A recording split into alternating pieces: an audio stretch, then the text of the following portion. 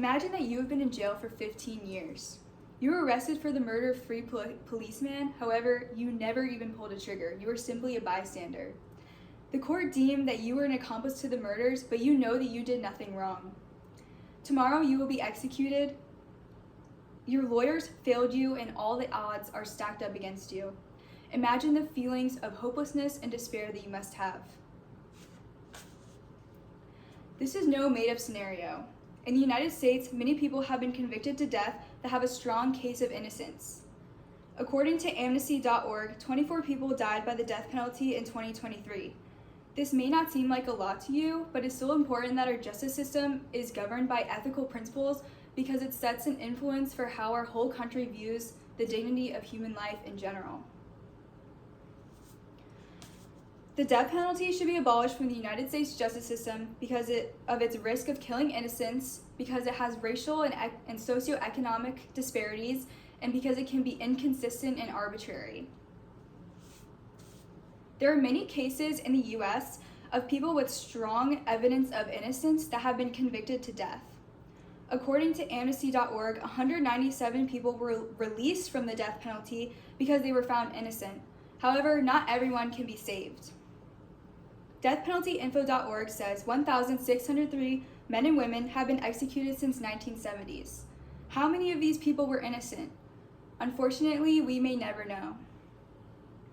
Although forensic technology is more advanced, mistakes still happen.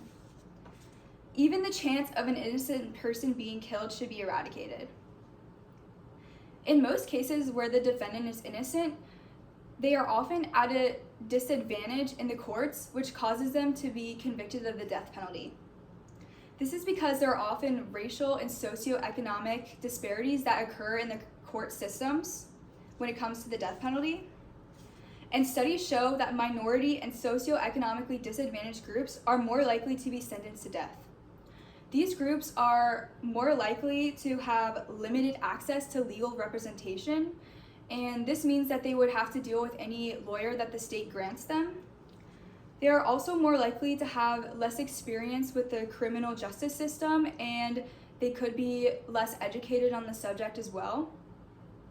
And as we know, racism is still very present in our society, and that can occur in the court systems as well. For example, Nathaniel Woods was a Black man who was executed in 2022 in Alabama. He was arrested for the killing of 3 police officers in 2005. However, it wasn't him who pulled the trigger, it was his accomplice, Carrie Spencer, who acted in self-defense. Woods' lawyers told him to decline the plea deal that the prosecutors offered him of 20 to 25 years in jail, and so he declined the offer because his lawyers told him that he could not be convicted of the death penalty as an accomplice. After he declined that deal, the prosecutors for the first time claimed that he had been the mastermind behind the whole plan and that he had wanted to kill these 3 white police officers because he supposedly hated the police. Then he was sentenced to death. This is just one example of how the defendant can be at a disadvantage because of racial and socioeconomic issues. The factors that play a role in someone receiving the death sentence include the location of the crime, the race of the victim and the defendant, and the quality of the legal representation. All these variables make the application of the death penalty inconsistent and unfair. The reasons for which someone is given the death penalty can be so hard to define, and that's why it can be arbitrary and inconsistent. Amnesty.org says that the death penalty is legal in 27 out of 50 states.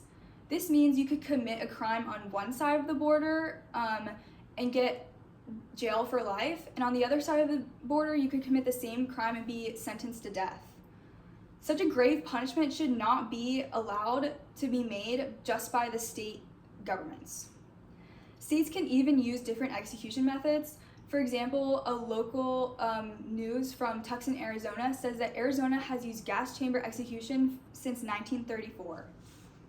This involves a sealed pod containing a seat that straps them in, and then there's a window where the person being executed can see their executioners as they are dying.